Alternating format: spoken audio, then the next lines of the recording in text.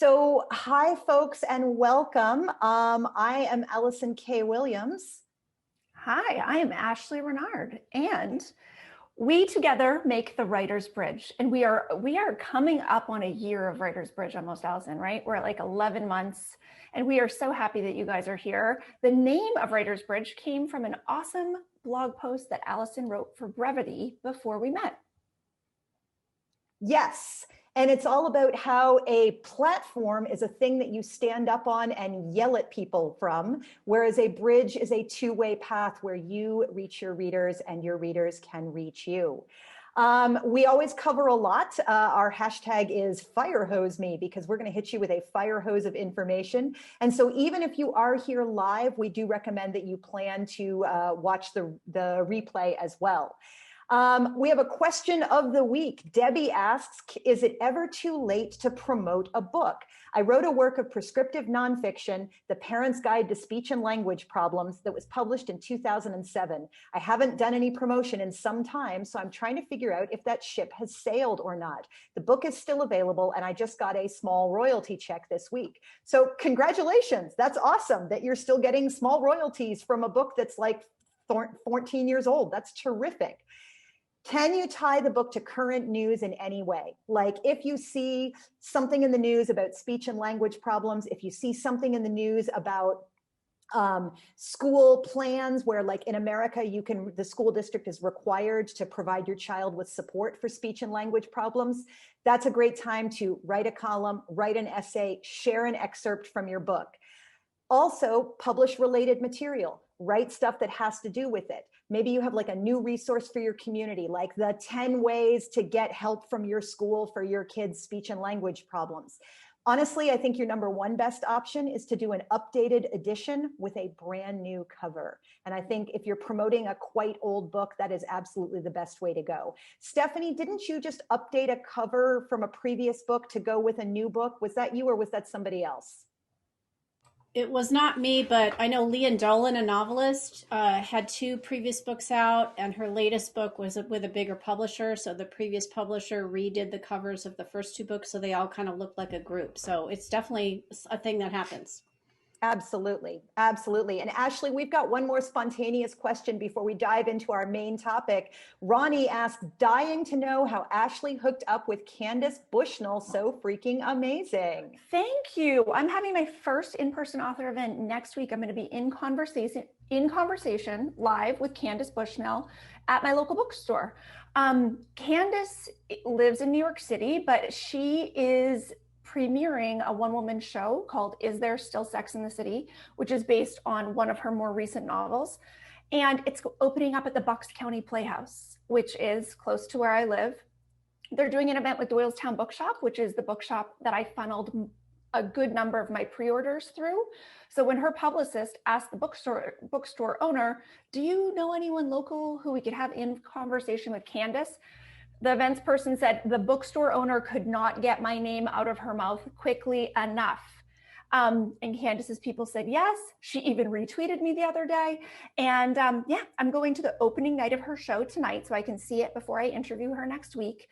But it's just, yeah, it's interesting when I made a lot of choices in my publishing journey to really benefit small bookstores and for me to get a lower cut. But I thought, you know what? I know that people are loving this book. I think if we can get it in some booksellers' hands, some bookstore employees will like it. And it was because of that relationship and that choice that then I was asked to do this, which is super and exciting. Ashleigh has spent a couple of years buying books from her local independent bookstore, having a chat with her local independent bookstore clerks, funneling all the pre-orders to her independent bookstore. And so they thought of her because she thought of them, which is kind of nice. So folks, we are here to talk today about how the heck do you get it all done? We got to write the book. We got to build the bridge. We got to have a life. We got to make money. We got to look after our children. Somewhere in there, we need to eat, sleep, and occasionally have congress with our sexual partners. How the heck do you make time for all of it? And we have kind of a key philosophy that goes with that. Ashleigh, what is your key philosophy? I am wearing this shirt today to show all of you we are not talking about character development, but this is a reminder to put yourself and the things you want to do in your life in the center of your story. So often we think, okay, after I take care of that, after I take care of this person, then I can get to the work I want to do or the book I want to write or dedicating the time that I want to dedicate to whatever area of my life. I have 3 children. I have a husband. I have 2 pets. I am a workaholic. I decided to treat writing like it was my job way before there was any whiff of anyone paying me for anything. Part of this was the practice that I had since I was first married. I ran my own figure skating organization. I was independently employed. I live in the US. I had no mandatory parental leave, maternity leave. I took 4 weeks off from work after my first baby was born, and then I never took a break again. That first day that I went to work, I had a newborn with acid reflux here just outside Philadelphia with my husband and my mother-in-law, and I was at a rink in New Jersey, and they called me panicked because he was crying and spitting up, and I said, listen, I'm working out of state, and I am certain that you guys can figure this out. Moving forward, having more children, I used to travel. I was out of town 8 days a month. I never left one list for my husband. I never packed a snack. I never set up the calendar. When I was working, I was working. And I think that this is a common thing that just a stereotype that, that maybe a lot of male partners do, and female partners are like, how can I do this? Treat your job like it's your job. And if nobody's paying you to write yet, you work even harder, because you're going to have to put in that time to learn. Allison and I were talking about this before the call. Musicians don't get a spot at Carnegie Hall and then say, okay, now I'm going to start practicing because I have something promised here. We have to bust our butts towards whatever goal we have long before it is financially profitable and long before it makes sense to anybody else. And this means making hard choices and investing your time. I started my performing career in high school when I was not cast in a local public service announcement about runaway teens. However, I was pretty sure that the girl who was cast was pretty unreliable and did a lot of school skipping. And so when the day came and they came to our school to fill that commercial, she was not there. But I was, and I knew the script, and my parents had signed the release. And I was like, I know this part. I'd like to do it, please. And that's how I got my first commercial. Maybe she would have been there that day, and I would have wasted my time begging my parents for permission and learning the script. But getting lucky is being in the right place at the right time and being prepared. Being ready to take advantage of the opportunity that comes to you. And this is hard. It is hard to say to ourselves, I will spend this time on this thing that is not making me any money, and I will spend the kind of time that I would spend making money on it. And that's really hard. It is really hard to feel entitled to do it. It is really hard to still make money and have your life. But it also makes you better when you have to make money at the thing that you love. When I was a full-time performer, my number one piece of advice to other performers was quit your day job, because we were all doing a field where comedy got us paid. We passed the hat after our shows. If you were funny, you got money. If you were not funny, you did not get money. And when your ability to eat is tied to your ability to be funny, you get a lot funnier a lot faster because you're pursuing it in that way. Now, I'm not going to lie, and this is going to sound ridiculous, but street performing is generally a more profitable field than writing books. And I hate to say that, but it's kind of true. However, if you want to make any money at all writing books, if you want to sell books, or more likely, if you want to launch a public speaking or teaching or workshop teaching career off of writing books, all of which are usually more profitable, you're gonna need to sell some books. And that means treating it like it is your job. And there are trade-offs, because you can't have things without paying. The price of your new life is your old life. And you're going to have to decide What do you want to give up? Now, remember, in life, there is nothing you have to do. You might feel like you dread the consequences of not doing it, but there is nothing you have to do. Oh, well, you have to pay your taxes. No, you don't. You can instead hope the IRS overlooks you and or go to jail and or get issued a fine. You don't have to pay your taxes. You just dislike the consequences of not paying your taxes more than you dislike not paying your taxes. And where this comes into us is when you are thinking of what's on your to-do list, are there real consequences to not doing something, or are they imaginary consequences? Does your family actually care that the house is clean at the same level that you care that it's clean at? Does the school actually think you're a bad parent if you don't turn out for every single field day that your kid is participating in? Does your partner really care if you match their socks when you do the laundry? You got to decide, what do you really want to do, because you prefer doing it to the actual consequences of not doing it. Ashleigh, you want to weigh in on that? Yeah, so it was my high school power mech teacher. I don't know why I had to take power mech as an elective. You know, I was from a very small town, who first said, there's nothing in life you have to do. And I had very strict parents. And I was like, oh no, that is not true. And he was like, no, really, it is true. So my mind has spun with this concept since 11th grade. Trying to find a hole in it, and there is not. As Allison said, there is not. And it is our responsibility to put the things that matter the most to us at the top of our to-do list and in the center, because no one else is going to do that for us, because that's not their job. Exactly. And, you know, some of us feel like death might be obligatory, but we don't actually know that it is. We just know that so far no one has managed to communicate to us that it was not. Whee! Just taking us to kind of a dark place there.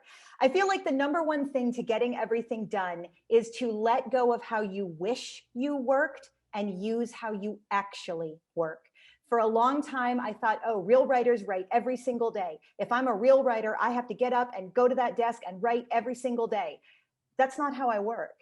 And I work on the binge model. And again, back to performing, I spent my life training to do theater. We dick around and think of ideas and talk about what we're going to do for 5 or 6 months. And then there is an intense 4 to 6 week period during which we work incredibly hard until we get to a non-negotiable deadline. And then it's time, it's done. And that's how I like to work. I want to think about my stuff. I want to think about my ideas. I want to jot down little things. And then I work in a binge and tend to do it all at once in a short period of time. Remember, both the tortoise and the hare finished the race. And in that case, the prize was going first, but there's no prize for finishing your book first. Sorry, Ashleigh. No, that's okay. I can't come from a sports model, which is a year or 4 years of periodization, where, you know, I would work on choreography intensely for 3 weeks. Like I would be in my office 12 hours a day for 3 weeks, working out the choreography. Then I would teach it in 100 hours on the ice in 2 weeks. And like, there would be these pockets where now we are doing this. And it works very well for my slightly obsessive, very focused personality, that this is how we do this. And it's also what my family is used to. Then this is the time of the year that we travel. So I really took that approach to writing my book, to querying, to building platform, to analyzing how to launch and promote and market my book. All of those things, you know, I never have a balance in my work or a balance in my life. It's intentional imbalance related to what needs to be done at each time. That said, you might be somebody who is a slow and steady daily worker. If you're a chunk person, do it, own it, love it. Don't feel guilty that you're not doing the same thing every single day. If you're a routine person, do it, own it, love it, enjoy your small, tiny steps. I am committed to my platform on a daily basis. I am committed to writing my book on a binge basis, because platform works for me in tiny daily steps. Writing a book works for me in a binge. We've got a great question from Aline. I so appreciate the idea of committing before the work literally pays off. But what about those who don't have a partner to cover the necessary bills and are straddling paid work with unpaid work? It's a great question. Ashleigh, what do you think? I am thinking of the arc that I read of Allison's book.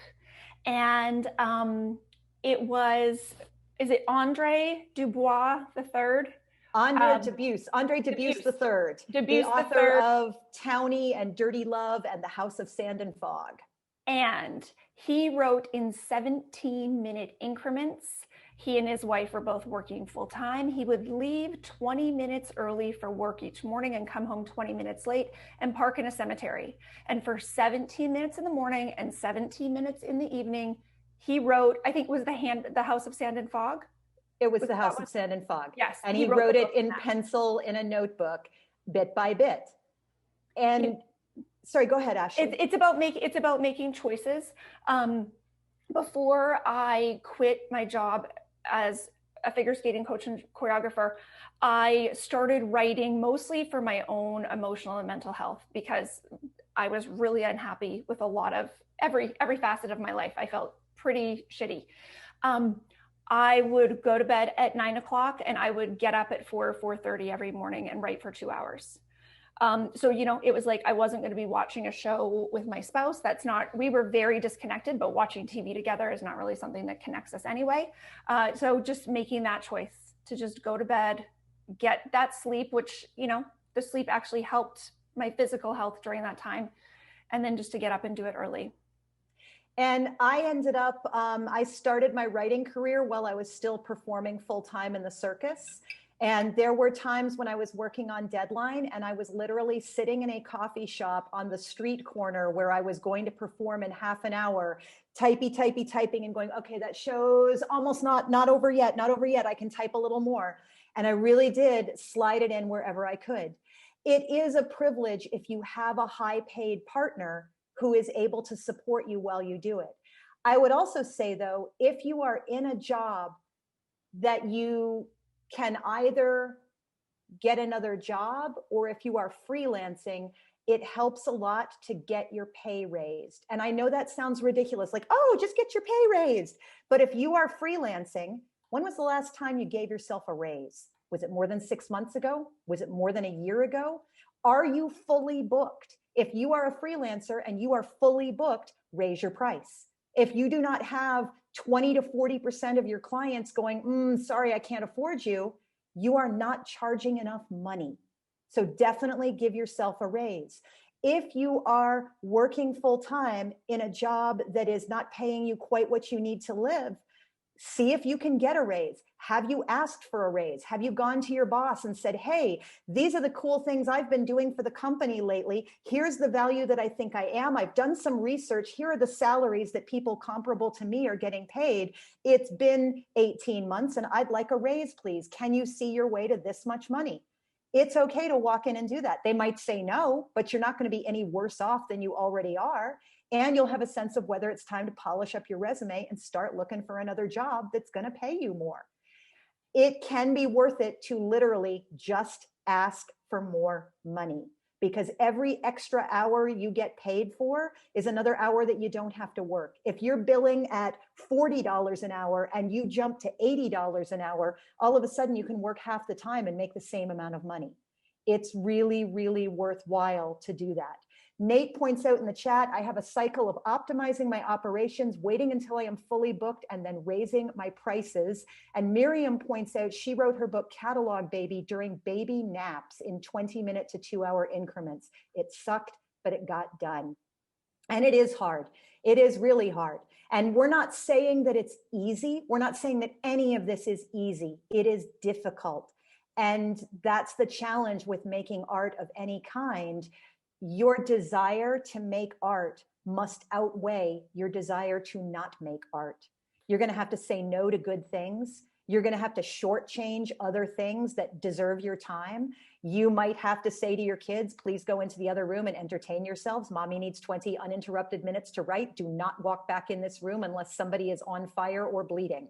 And if they're bleeding, apply a tourniquet first and wait 5 minutes.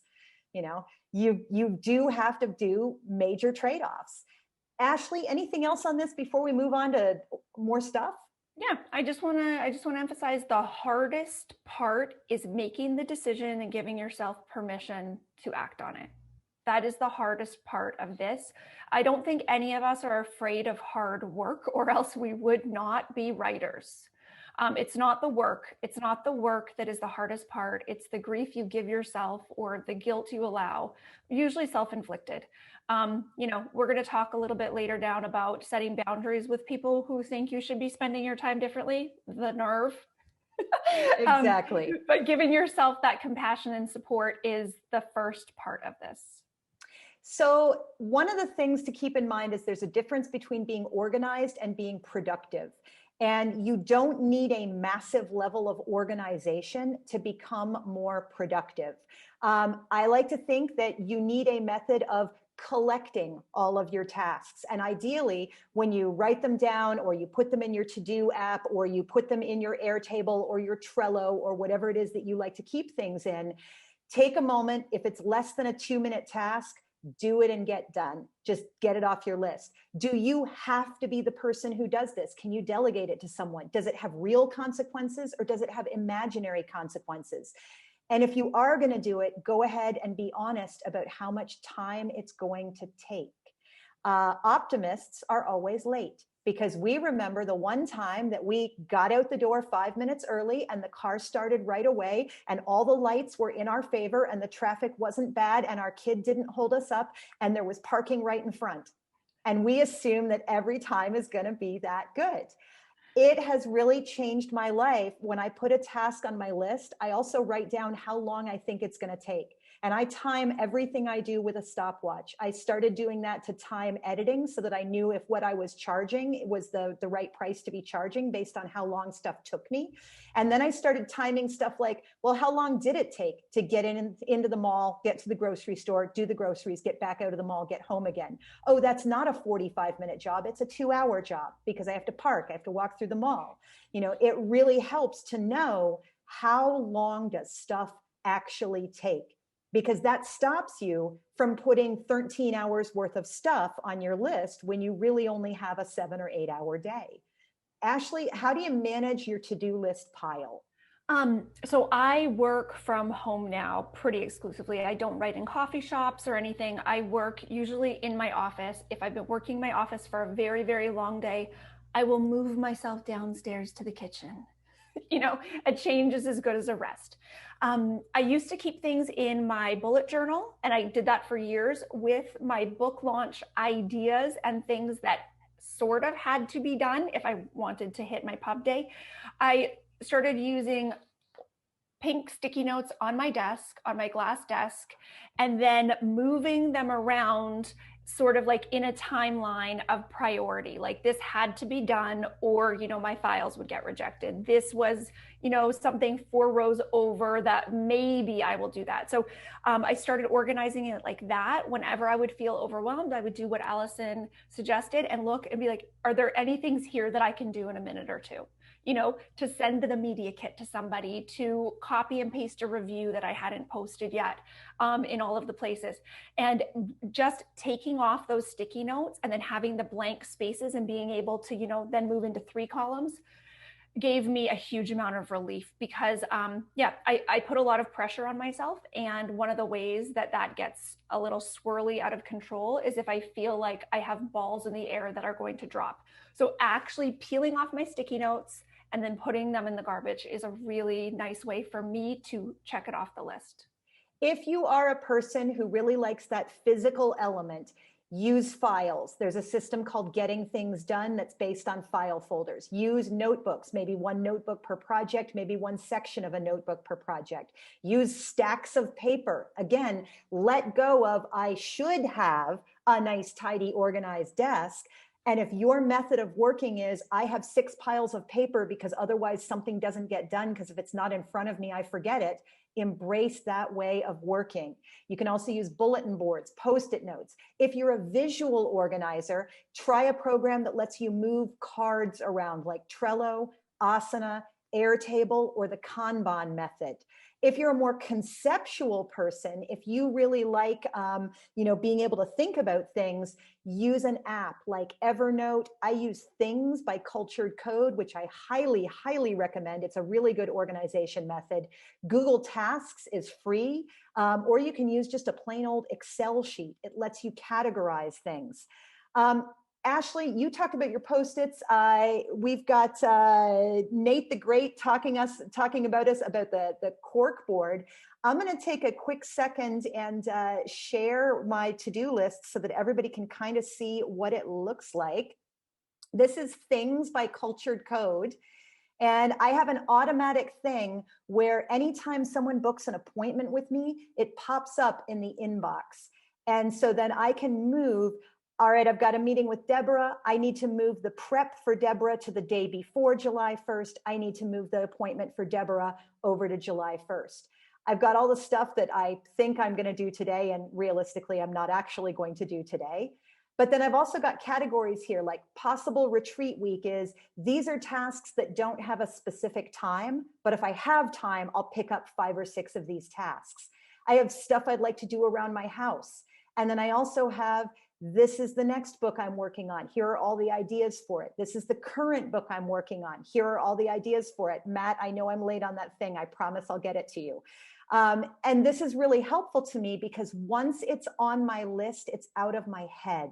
I keep all of my ideas for potential Instagram posts here. I keep my ideas for potential tweets here so that I always have something to say.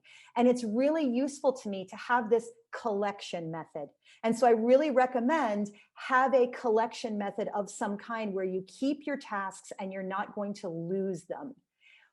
Once you've got your collection method and you've got all your tasks, you need the half-ass list. Ashleigh, tell us about the half-ass list. Are things that you don't do and see if anybody notices, or if you're doing it, you just get the job done, like my 14-year-old does pretty much everything except Xbox. Okay, so these are things that, like, yeah, that would be nice if you could do it.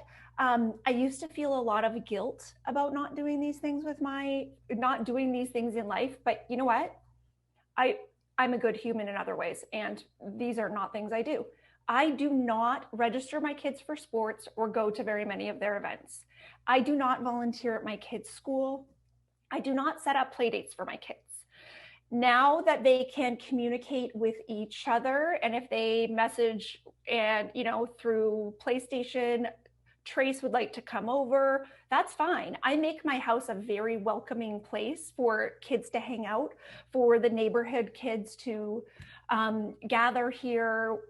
We have wonderful neighbors they can play with in the backyard, but I do not generally drive to play dates or look at my calendar and try to set something up unless my kids have already set something up with a friend. My youngest is 8 and my oldest is 14. I don't buy birthday presents for my kids' friends. If we RSVP yes to a birthday, Manny, my husband, will run out and get them a gift card. For our own birthday parties for my kids, I used to do things that were like beyond Pinterest worthy. And now we order pizza, we order a sushi tray, and we get this awesome ice cream cake from this place one town over that makes their own ice cream from by hand. I feed myself. Since pandemic started, I have forgotten to feed my children every meal, and my husband is half Greek. He is half Greek woman. And if anybody's not eating, he will jump right to the kitchen, and now he takes care of all meals. A couple times a month, I'll bulk cook, like I'll make a big batch of chili or lasagna. Besides that, my husband takes care of meals, or by cooking, getting takeout, or his mom drops off dinner a couple times a week, which is one of her ways of loving us that used to drive me crazy when we were first married. And now I'm like, how everyone needs a Greek mother-in-law, like one day a week. I do not engage on my friends' social media accounts. If you are a writer friend, you get far more love from me online than any of my real life friends. I talk to my real life friends through Marco Polo or texting. I have real life connections with a very small group, 8. I have 8 friends. And the people who get love on social media are my audience members and my writing colleagues. Yeah. And so part of doing the half-ass list is put the stuff that you genuinely don't care as much about, or that doesn't have real consequences that you care about, and think of that stuff on purpose. Don't feel guilty because you missed something. Decide in advance, this is the stuff I'm gonna half-ass. Remember too, if you are at this meeting, chances are pretty good that your B and C level work is just as good as the people around you's A level work.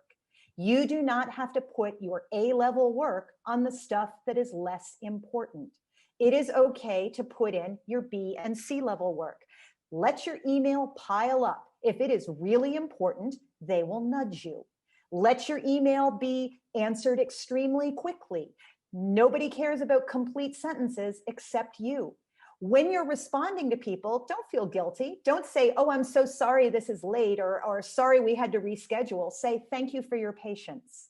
Thank you for your flexibility. I really appreciate it. You do not owe them an apology because you do not owe them your time. You owe your time to the stuff you care about that is actually going to help you as a writer, whether that is learning, whether that is reading, whether that is reading your friends' work, whether that is writing your own work, whether that is working on social media in a focused and active way. Do your B work on the shit that's less important.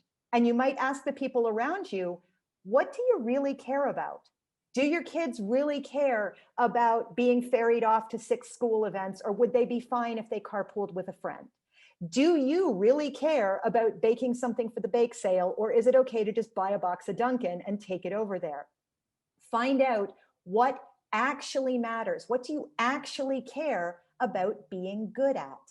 Ashleigh, what do you care about being good at? What do you actually spend your time on? I want my house to be a place where kids can have honest conversations.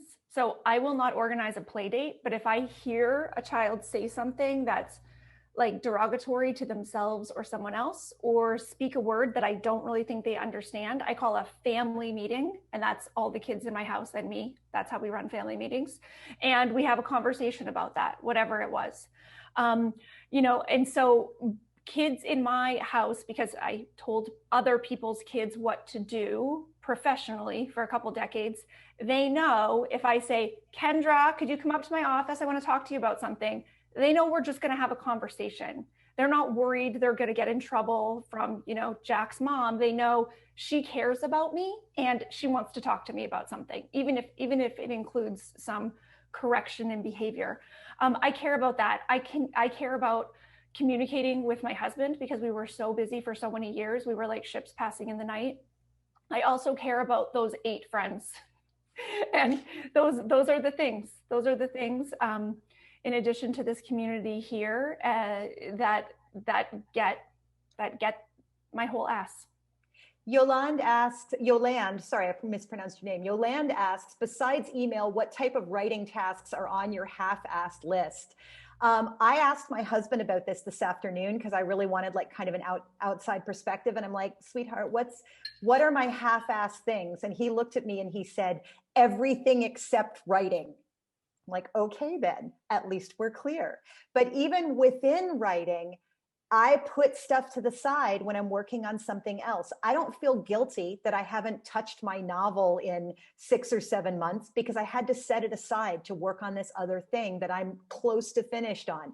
I feel mildly guilty that a major co-writing project with a friend has been on the back burner, but I also know I love her and I trust her, and she loves and trusts me, and she knows we'll get back to it when we can. Nobody's mad. Nobody feels guilty. If she felt bad about it, she would nudge me and say, hey, Allison, are we ever going to finish this thing? But we both know we're going to finish this thing eventually. We'll get back to it. Matthew points out, have you seen the rocks in a glass jar metaphor? And it's a great one. Imagine you've got a glass jar. You want to fill it with your big rocks first. Those are the things you care about. Those are the things that you're going to make time for. Then you put in the pebbles. Those are the things that are less important, but you'd still like to get them done. Then you pour in the sand to fill up the entire rest of the jar. And that's all the other stuff that gets the time and space that's left over. Put stuff to the side on purpose, because if you do, you won't feel shitty when you don't do it. It's on the half-ass list. it's lucky if you get to it at all. Mm-hmm. And communicating that to your family, if you have people you live with who are, even in your mind, you think they may not understand that you are prioritizing and why. I talk a lot to my family and at my family about, there's just this internal dialogue that's just going around the kitchen quite often about why mommy is doing the things that she's doing and why I want you to do this when you grow up too. I want you to have the freedom to do this or that. So yeah, explaining it reminds me why I am not guilting myself about, never buying a birthday present for my children's friends. It is good parenting to model dedication to doing a thing you care about and doing it well.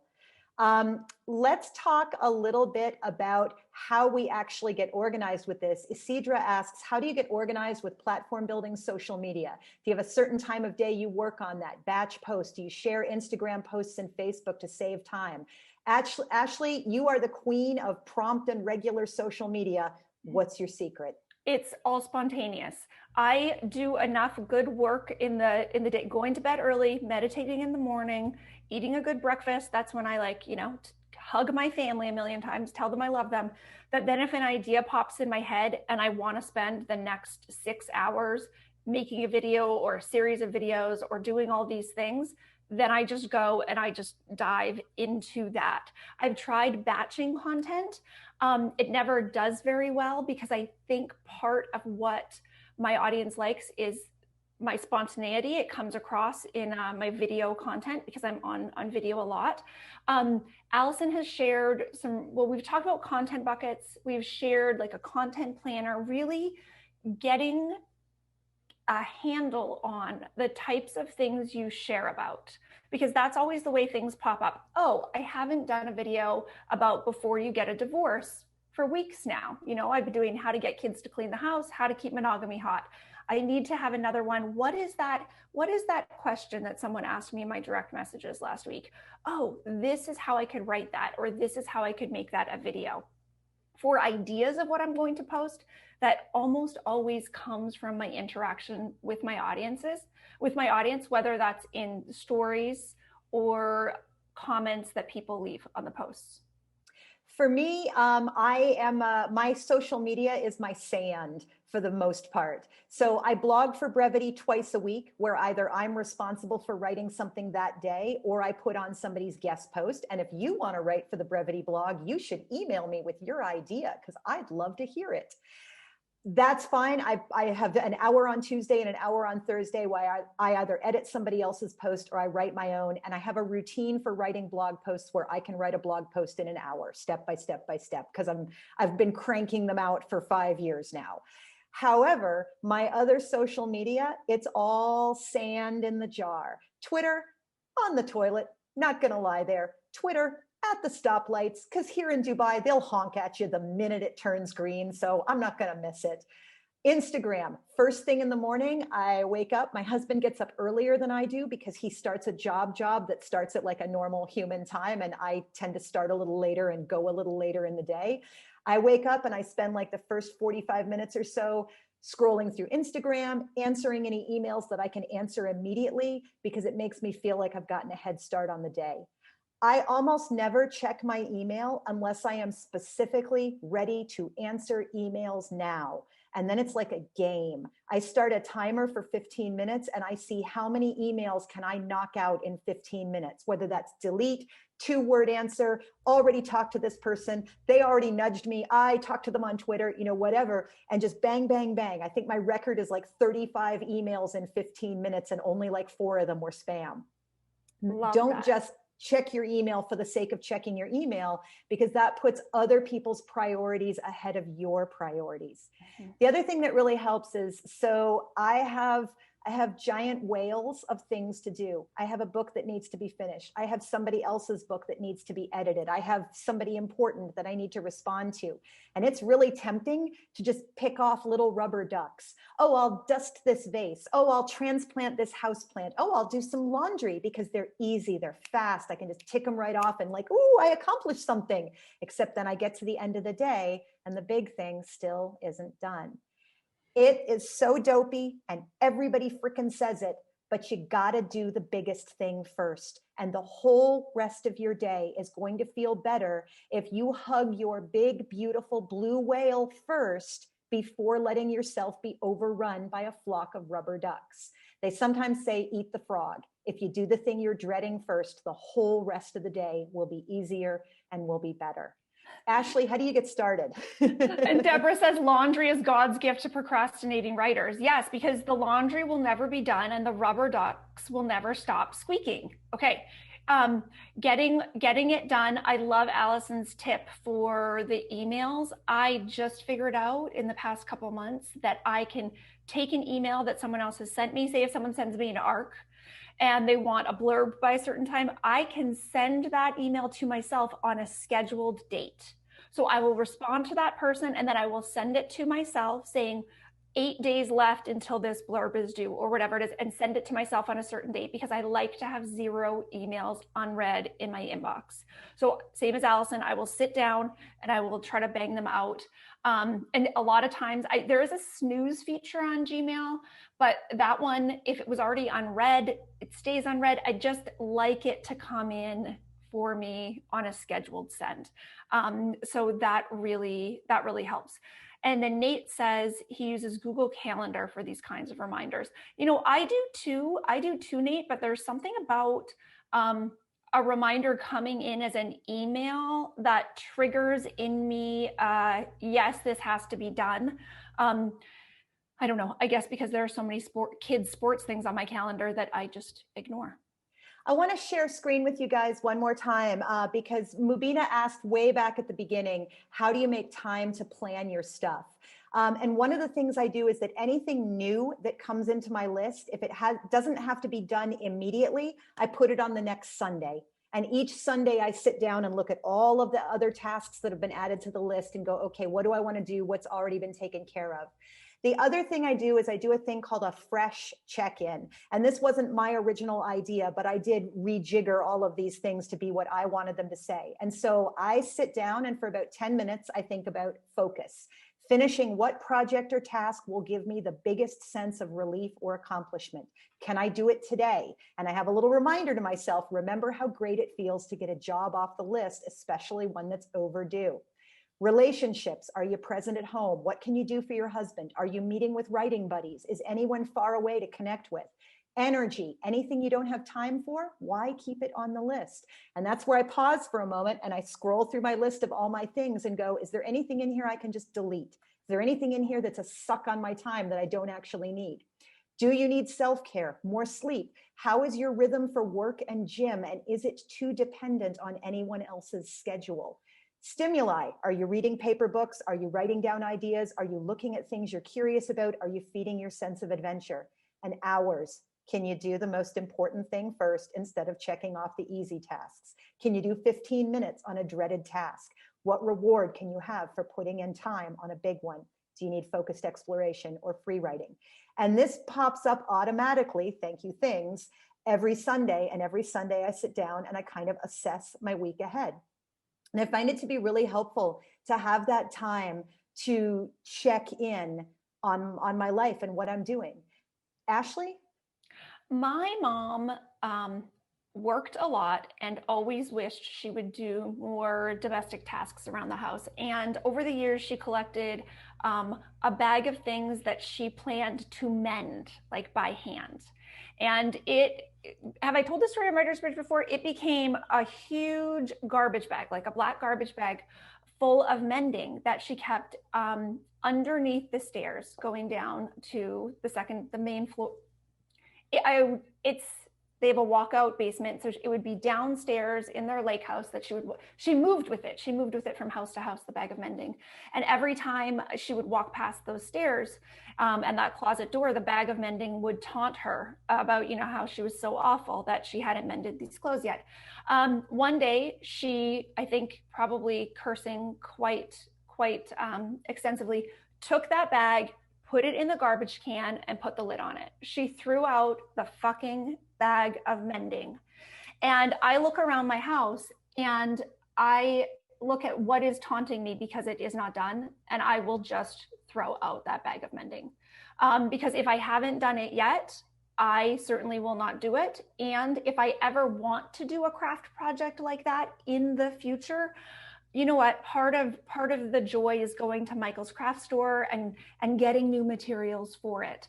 And my children don't even notice of all of the toys and puzzles I have donated because they were sitting there and I was upset that the kids weren't playing with it. They've asked for one thing and they've never noticed the others. So just getting rid of those things. Yes, getting rid of those things that are taunting you. I used to have a bag of t-shirts that one day I was going to turn into a quilt. And then I realized that I never had any long winter evenings because I live in Dubai. And even if I did have a long winter evening, I wouldn't spend it quilting because Morgan Baker is amazing at quilting. And I'm much better at doing other things with my time. We're going to pop you guys into some breakout rooms just to say hi to each other. Super low stress. If you don't feel like breakout rooming, you're welcome to stay here with us and I'll make sure nobody gets stuck alone. Just introduce yourselves, say hello, let each other know about your social media, and you will be there for about 4 minutes and then we'll bring you on back. Awesome. Kristen asks, can you say something about the editing services you provide, Allison? Sure, I can. I do editing of short projects and sometimes full books as well. I'm hard to schedule for full books. I'm actually booking for early next year at this point. And I lead retreats. We're going to go to Italy in October. Whee! The easiest way to book me is there's a link in my Instagram that lists, that's got a page that lists the services I provide and the prices they are. A lot of people like to start with either a 30-minute office hours meeting where we just chat about their writing goals, how I can help them, what they're doing, or they like to start with a meeting where I edit 10 pages and then we talk about those pages and how they're looking and what they might work on in their book as they go. Kristen, does that answer your question? Feel free to type more in the chat box if you've got more questions. Awesome. It's making me really smile because reading your arc is still so fresh in my mind. I can just imagine what it would be like to be a fly on the wall in one of those office hour sessions where, you know, talking about the 10 pages you edit. I freaking love live editing, actually. The retreat I taught last week, which some ladies booked me specifically to work with their writing group for 5 days, and they were just fantastically awesome. But we did a lot of live editing where I would project one person's pages on the screen and we would read through them together and go, okay, what's missing here? What would we change here? What would we rearrange here? And, you know, doing the changes on the screen as we go. And I think people they really helped because it really helped them see how to apply that stuff to their work. And no, Kristen, you don't have to submit your pages at the same time that you do the schedule. I just got to get them the day before because I do them the day before so they're fresh in my mind. But I'm restructuring actually the Rebirth Your Book retreat a little bit to include more live editing and teaching time because it was just so much fun. I love that, Allison. And that just reminds me so much of how I taught synchronized skating, you know, with coaching individuals in front of the team and just the rules for, you know, the way they needed to watch other skaters doing the drills and listen to the corrections over the mic. There's nothing quite like that instant feedback. And when you are looking at someone else's pages and hearing the feedback from an academic, it's sometimes easy. Well, I think many times it's easier to learn what the concept is and the correction than if it's your own pages, because you have that bit of separation emotionally from it and you can actually learn craft or structure, whatever it is, the point of the edit.